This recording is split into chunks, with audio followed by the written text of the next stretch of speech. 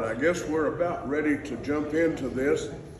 We finished our Job chapter 40 and 41, but there's some related subjects to that, and we want to move from the dinosaurs that we found in Job 40, called Behemoth. The Hebrew word means terrible land monster. And then in chapter 41, Leviathan, which means really terrible sea monster that comes on the land. Now, those dinosaurs, and they're well described, and of course, there's always those who say, well, dinosaurs died out 46 million years ago or 24 million years ago, or whatever number they want. Any number is as good as the next one. But there are some very, very inconvenient truths. And these inconvenient truths just mess up the evolutionary theory. And it is only a theory.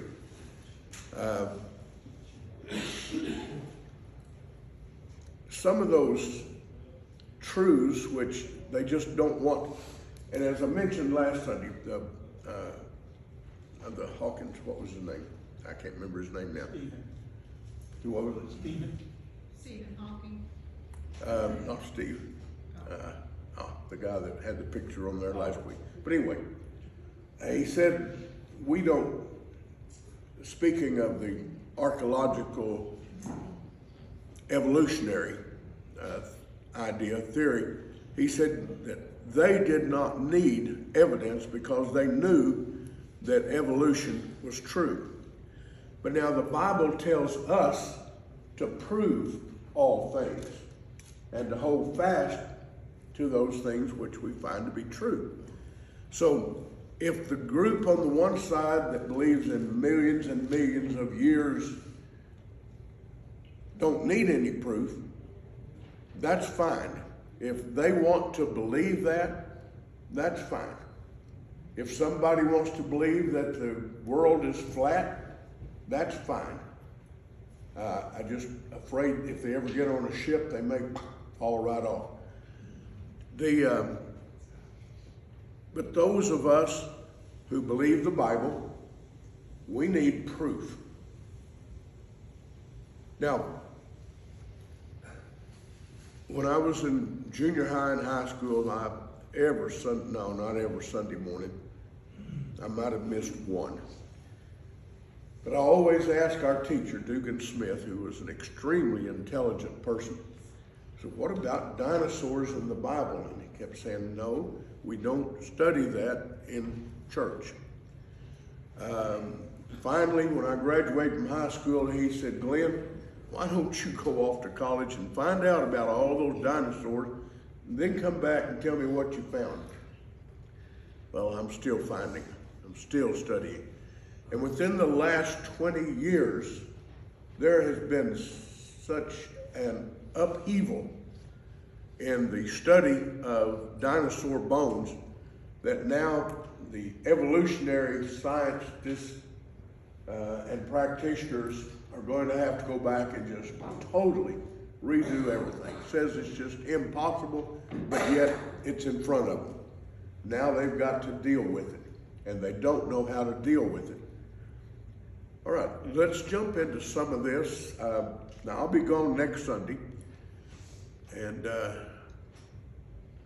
I'll be back.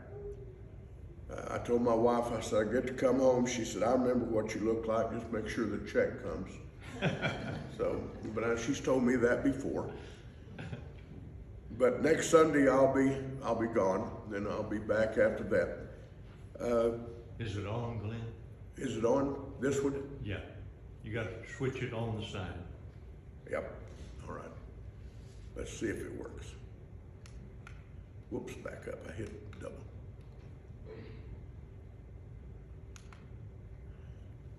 Here's some inconvenient truths. Cave drawings.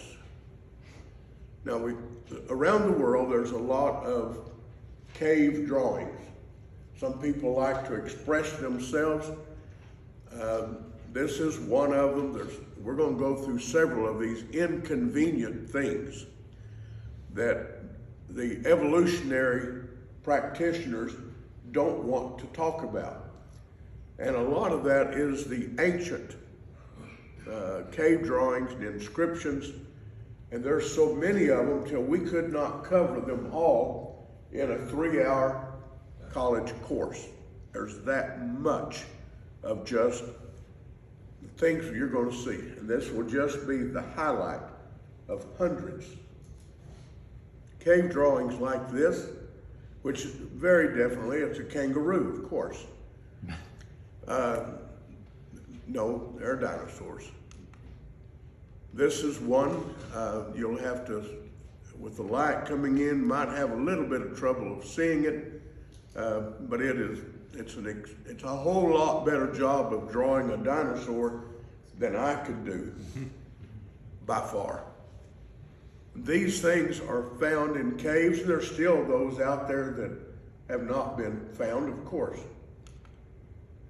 These are some of this one's a Mesopotamian cylinder. It's like one of my favorite toys when I was a little kid was spools that thread came on.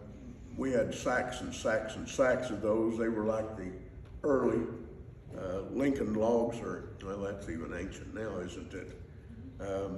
They were our building blocks. We built all kind of things out of them. But this particular cylinder had these dinosaurs on it, and it would roll across the clay and leave those impressions. Now, that's from a few thousand years ago. And that one's just as crystal clear, maybe not on the screen, but it's as crystal clear. It's just dinosaur, dinosaur, dinosaur right across as long as you roll it across that clay. How do they explain it? They don't. The evolutionary practitioner says, well, we got other things to discuss, and then just pass it off as though it did not exist. This one, we've talked about this one. This one is, to me, is one of the best ones. This is on a temple wall in India. And this one is, there's no way around it, it's a Stegosaurus. Oh, that's me. It's a Stegosaurus. Now, we mentioned about the veterinarian in Ireland, or Scotland, over there, in 1492. The same time that Columbus was over getting lost, this veterinarian was out walking around early one morning, and he stumbled upon an animal he had never seen before. Now, he's a veterinarian. His livelihood is animals. And he described the animal that he saw that morning as being like a low-lying hill with 4 stubby legs, a head somewhat like that of a horse. Quote, somewhat like that of a horse. There's only one dinosaur that I've ever seen pictures of that had a head that resembled a horse. And of course, oh, well, that rhymes. I have to write a country song about that one. A Stegosaurus has a head like a horse. Oh, that rhymes too. We are in the rhyming business this morning. And then he says it had a tail that was thick at the base and tapered down. That's part of the Stegosaurus, but the most important part, other than the head, which is very definitive, is the shields that were on its back. He described them. So that was in 1492. A long time before that, this was inscribed and carved onto a temple in India. So the Stegosaurus, as we know, have been around recently. Hopefully there's none of them up here, but you never know what you might find. I was walking through early one morning on the north side of Rogers back 30-something years ago, and tree line about as far as from here over to that wall, and there was a big dog following me.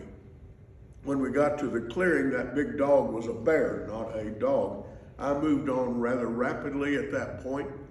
Had no idea in the city limits of Rogers there was going to be a bear stalking me, or I was stalking it, I don't know which. But you never know what you might find. Now this is pottery. I want you to look at that if you can tell the details on this. And if, I'll give you my email address. If you need any of this information with maybe clearer pictures, my email address is very, very simple. It's 7 letters. My first name, Glen, and then CRS. That stands for Clean Room Systems, which is my company. So Glen, CRS at gmail.com. And if you have questions, comments, answers, I love answers. But if you need pictures, email me. And if you forget that, look on YouTube, Glen McCall, and Gary's got me on YouTube, so that email address will be on there also. I want you to look, if you can see the details on this. There's a Triceratops, just as plain as the nose on your face. And there's other things there. Now, we don't know the date of this pottery, but we know it's ancient.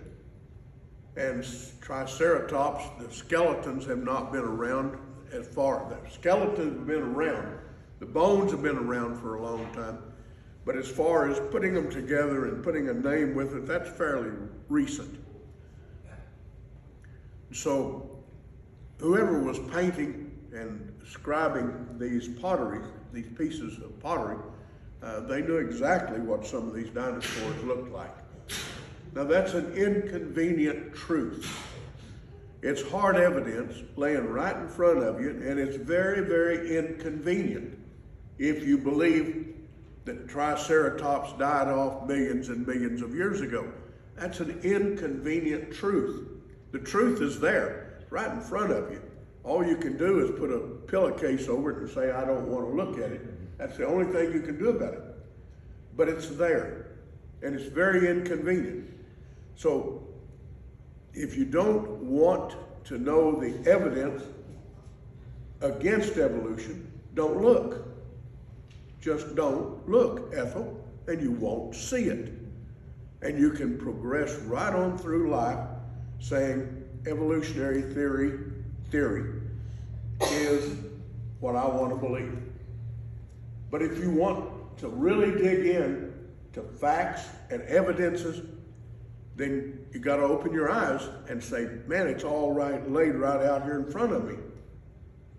And it shows that this idea about millions of years ago, the earth had animals walking around on it, it doesn't work. And there's a lot of other things besides the evidence we're pointing out. Just one in particular that I like. That's because when you're doing welding, you use argon gas. Potassium changes and gives off gas, which is argon. So potassium changing to argon is very, very important to us, not just in welding, but in breathing, because argon is in the air. Now, if the amount, we know the amount of gas that's given off by this substance. We know that argon becomes gas at a certain rate. If you backed that up, 20 or 30, 40 millions ago, we would have so much argon gas in the air that you would be dead. Every single one of us would be dead. You can't breathe that much argon. So potassium to argon just messes everything up if you want a long extended period of time that it has been in existence. There's several other things. One in particular, the sun is getting smaller and smaller every day, every hour. It's burning and getting smaller and smaller. And it's measurable. And it has been measurable for a long time. Now, if you take our distance from here to the sun, and the sun is shrinking, getting smaller and smaller and smaller, back it up. We know exactly the amount of how much it's burning. Just back it up. Let's go 1 million years. Whoops, we're in it. And we're burned up. And these are just inconvenient truths that people don't want to look at if they hold fast to this idea of evolution for millions and millions of years. There is so much of this inconvenient truth till you just really, you gotta give it up. It's just evolution, or theory, it's fallen apart, has fallen apart for a long time now. This pottery is critical. That Triceratops, man, that's better than some of the dinosaur picture books that I have at home. This is another one. It's very difficult to see on a big screen, but it's very, nothing, it looks like nothing other than a dinosaur. Be glad for you to contact me and I'll send you the pictures and you can blow them up and look at them. This one is really interesting, and I know it's going to be difficult to see. In the lower half is fossil skin, fossilized skin from a dinosaur. The top is stone circles in pictures. Now, in the picture on the top, that's an ancient picture. It's showing that the dinosaur had circles in its skin. If you were to think of an armadillo, if you were drawing an armadillo, you would put a particular design on the skin or the armor of the armadillo. Now, whoever drew that picture, which was an ancient picture, put circles as the skin had circles. And the lower part there is the fossilized skin from a dinosaur, and it is circles, at least that particular dinosaur. So the skin was in circles. There's hundreds and hundreds of these things which you can't explain except that somebody was close enough to it to see it. Like in Job chapter 40, when God said, Job, look at Behemoth. Behemoth had to, that dinosaur in Job 40, had to be close enough that Job could say, yeah, I see it. If it was not there, Job would have said, I think God lost it. I think God's losing his mind. If God says, Job, look at it, and Job turns around and says, I've never seen anything like what he's talking about. There's nothing there. It's just unthinkable. And yet that's what you got a choice. We all have choices. We all make choices every single day. But your choice is you believe God, you believe the Bible, or the other choice is I don't need that Bible. Toss that thing out. Because either it's true or it's a lie. One of the two. That's what it boils down to. The Bible is either a truth or else it's just a bunch of lies. And so you've got to make that choice.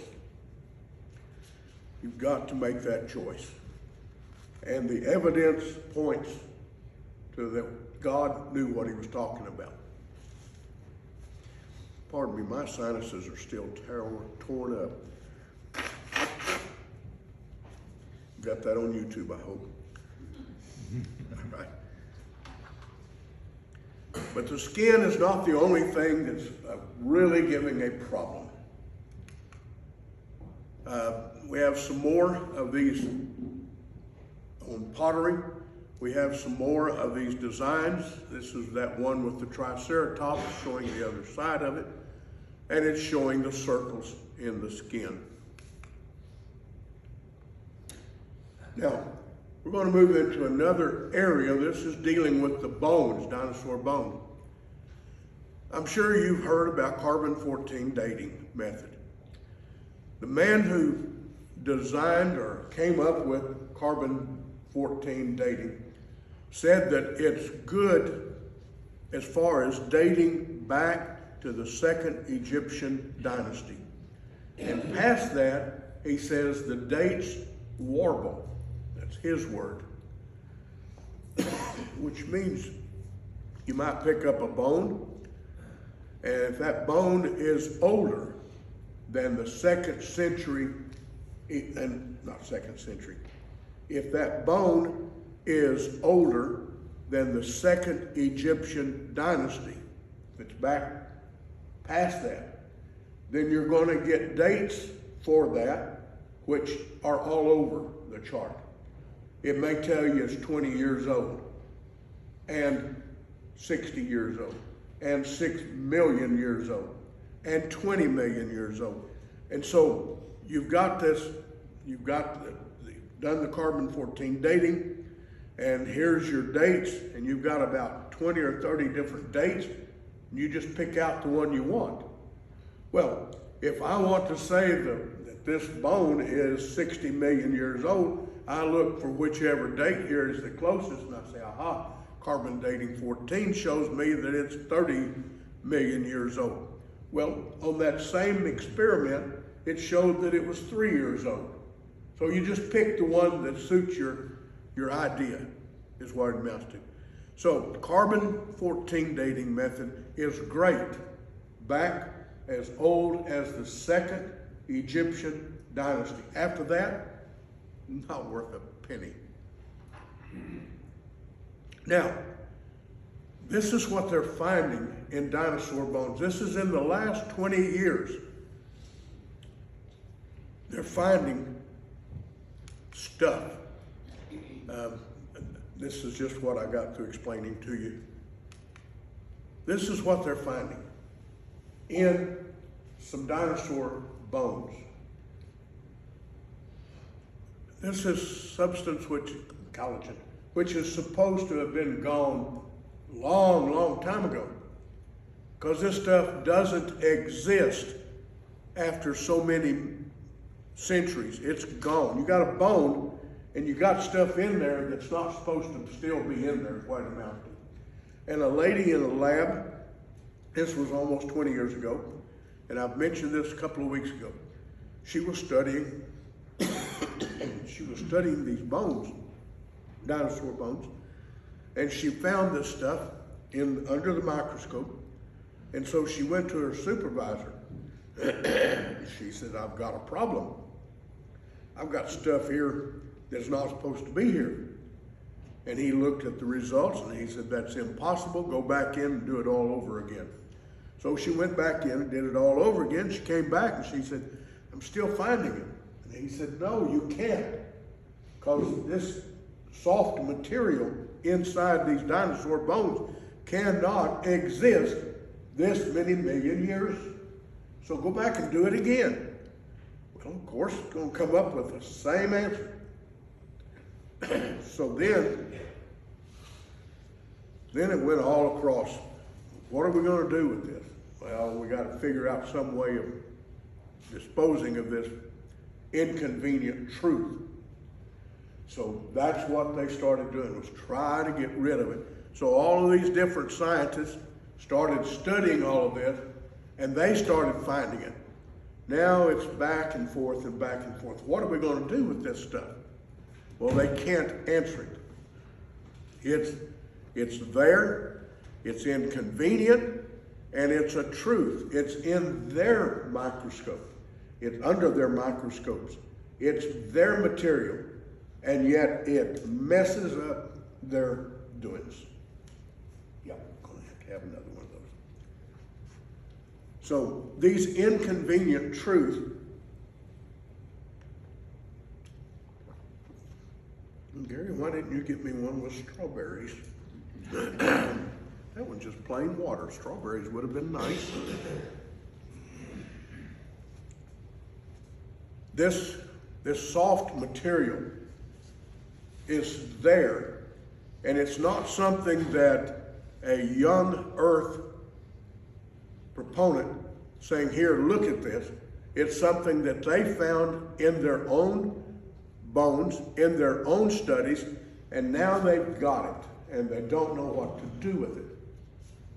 Because what this proves, beyond a shadow of a doubt, is that these millions of year old dinosaur bones that they have under their microscopes is impossible to have this material still in the bones. And they don't know what to do with it. They're just, sometimes you just cover my grandmother. Whenever she wanted peace and quiet, she'd take her apron, never saw her without an apron, take her apron, she'd sit down and put it over her head, and she said, when my apron's over my head, I'm not here, I'm gone. Well, and we left the house, we didn't want to disturb it. But put that apron over her head, blocked the whole world out. And that's what the evolutionary proponents have had to do. They've discussed it over almost 20 years now, and they can't get rid of it. Just can't get rid of it. So they just put the apron over their head and say, I don't want to see it, I don't want to hear about it, just block it out. You ever pick up a 2x4 and you get that sap on your hand and you just can't get rid of it? You can wash it all you want to, just can't get rid of it. That's what happens whenever they were studying their own dinosaur bones and the sap is got on their hands and they can't get rid of it. So the only thing you can do at that point is pull the apron over your head and just say, I don't know, don't want to hear about it. This is a picture under a microscope of what they're finding. Now, it would be really interesting if you went and looked up some of these journals. I think I've read 19 of them. There are probably more now of these peer-to-peer journals where it's the scientist putting it in here and then this guy reads it and he goes over and studies it. 19 journals that I'm aware of that are discussing this in the last 20 years. And it's interesting to listen to what or read what they are going on in their minds. They just can't handle it. Of course, it's real easy. You just say, well, hey, that particular dinosaur forgot to die. That's all it makes it. Can't go any more than that. Thomas, Oklahoma. You know where Weatherford, Oklahoma is, west of Oklahoma City. 1912, this one was 1912. In Thomas, Oklahoma, at the power plant, they were breaking up coal, and this is what was found in a chunk of coal in Thomas, Oklahoma, and it's still there. It's a cast iron pot in a chunk of coal. Now, coal's supposed to have been produced millions of years ago. Well, who stuck the pot in the chunk of coal? And I think it was in 1891, a lady in, and I think this is more than once, but at least a lady in Germany in the late 1800s, she was breaking up larger chunks of coal to put into her stove, and she was lucky. She broke that chunk of coal up, and there was a gold link chain in that lump of coal. Now, she did not keep breaking it and opening it up and taking it out. She stopped. She was a smart woman. She stopped and she took a handkerchief, put all of that in the handkerchief, took it to the museum there in Germany, in the town where she lived, and it's still there. And part of that chunk of coal still has that chain in it. And part of it, with the broken pieces of the coal, where the chain has been released, is there with it also. Now, who in the world would stick a chain, a gold chain, into a lump of coal that's supposed to have been become coal millions of years ago? It's these inconvenient truths that Whenever God says you prove all things, hold fast to the truth, this is what we have to hold fast to. This is what we have to study if we're going to fight this idea that the Bible is just a bunch of myths stuck together for good reading. It's not. If it's not true, it's garbage. That's all you can say for it, one or the other. It's either truth or it's garbage. There's no in between. Yeah, this is the one in 1891 on the gold chain. Now, here's another little feller. I love horny toads. Have since I was old enough to walk. And I thought that I'm part of the reason why horny toads become almost extinct, because I used to collect them in a wash tub, and there would be layers of them on our farm, just so many horny toads. Now there are none. This one though, I don't know if you can see it on that picture, it's got horns. And I like this one because he looks just like a baby dragon with the horns sticking back and everything. It's called a desert dragon. Desert dragon, I think is what it's called. Just another one of those. We saw last week about the dragonfly impressed in the stone with 50-inch wide wings. Now, a 50-inch wide wingspan on a dragonfly means that they were some pretty large dragonflies at one time. You would not want one landing on your nose. Because of the hyperbaric, I'm sorry, last week I called it, I'm not going to say that other word, it's hyperbaric is the chamber. In a hyperbaric situation, which means there's more oxygen and there's more pressure, in a hyperbaric chamber, things happen differently than they do in the world that we're living in right now, our atmosphere.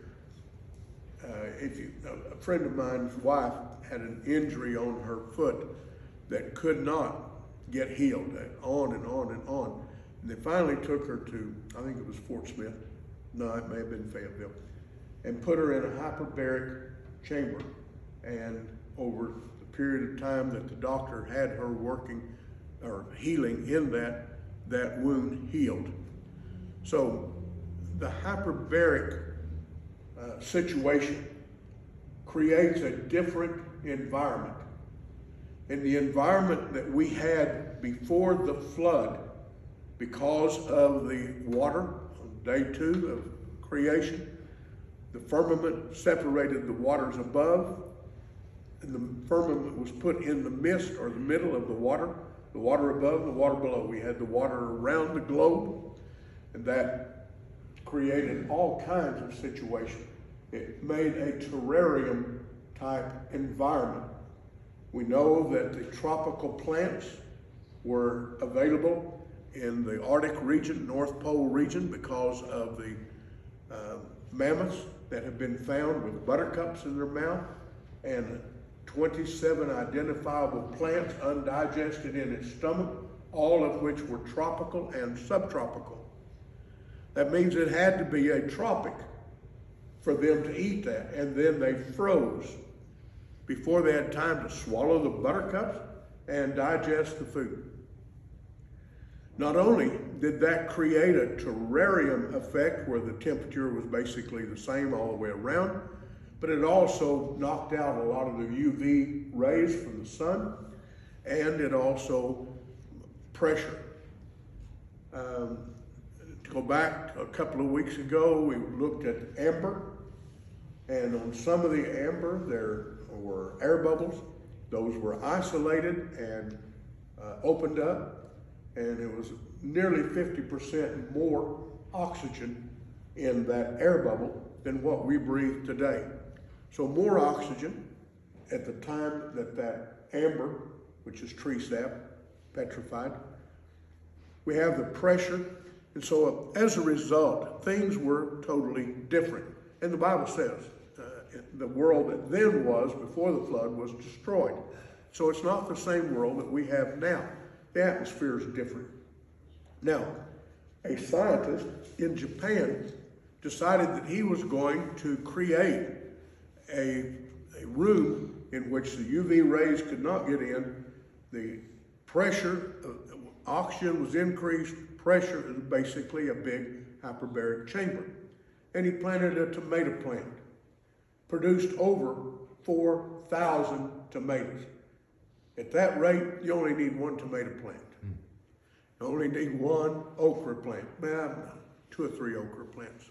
You need a lot more okra than you do tomatoes. So things were different.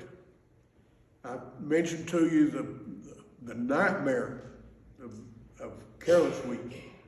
I was raised on a farm, chopped cotton, hated careless wheat, and they found fossilization of 600-foot tall careless wheats. So things were totally different. And there's so many things we can get into as a result of that.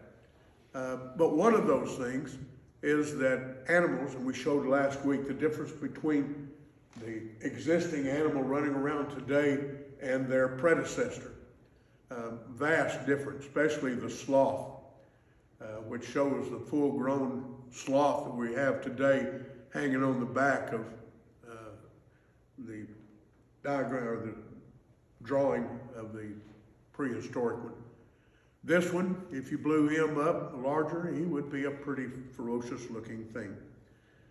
Now, I always get this question. Well, in certain, dragons have been, dinosaurs. Why is dinosaurs not mentioned in the Bible? Well, the word Volkswagen is not mentioned in the Bible. But yet they had Volkswagens back in the time the Bible was written. What does the word Volkswagen mean? Volks is folks. Wagon is what you carry things in. And so the word Volkswagen, created in Germany during the Second World War period time, Volkswagen was people transportation. Now, they had those back then, they just didn't call them Volkswagen. Well, they had dinosaurs back in the Bible, they just didn't call them dinosaurs because they didn't make the word up until very, very, very recent. The word was not even in existence, so it would not be expected to find in the Bible. So in the Bible, what do you find there? Well, a lot of times dragon, the word dragon, which was the common word. And the dragons, Gary, I'm losing my voice. You're going to have to carry on with it. You got 3 minutes. 3 minutes. I could make it. The size of the animals. And as he mentioned, what about the size of the humans? Good study, but we don't have time to study all of that. The Nephilims and all this stuff. Oh, there's so much stuff. Bible study is exciting. And there's so much there. This is one of the pretty ones. This is an animal that exists today. You would not want to come up on one of these animals at all. It's a Komodo dragon. Have you ever seen a Komodo dragon? How many have ever seen a Komodo dragon? That's a whole lot more than I have. I've never seen one except in pictures. And I really am not looking forward to ever visiting one in person. They look ferocious. They are ferocious. And they're big. Some of them, recently I read, grew up to 20 foot in length. Well, that's half the length of my motorhome. That's a big lizard running around. Now you just imagine putting that thing in a hyperbaric chamber with no UV rays and letting it grow as big as it wants to. It'd probably be over 20 feet. And they're not a real sociable animal. I think we're at the end of that. Yep, we are at the end of that. And I kept my voice.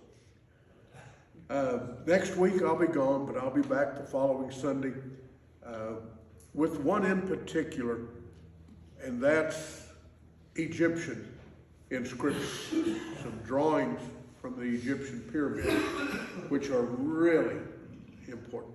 I'll tell you what, there's in college we had time to go into a lot of this when I was teaching. It's hard to do that in just a few Sunday morning sessions. But there are so many things. I hate to mention them because they just, they go off. Even questions like, the Jewish nation is going to come to an end, but the gospel had to be preached into all the world. And Paul later said the gospel has been preached into all the world. But what about over here? Did the gospel get preached here? Oh, that's an area that's just beautiful to study. And it just grabs you. And you can go right down here to Heavener, Oklahoma, and open that study up. Okay, I guess I better stop talking. Thank you very much. Send me emails, ask questions, give me answers. Oh, give me answers. I like answers better than questions.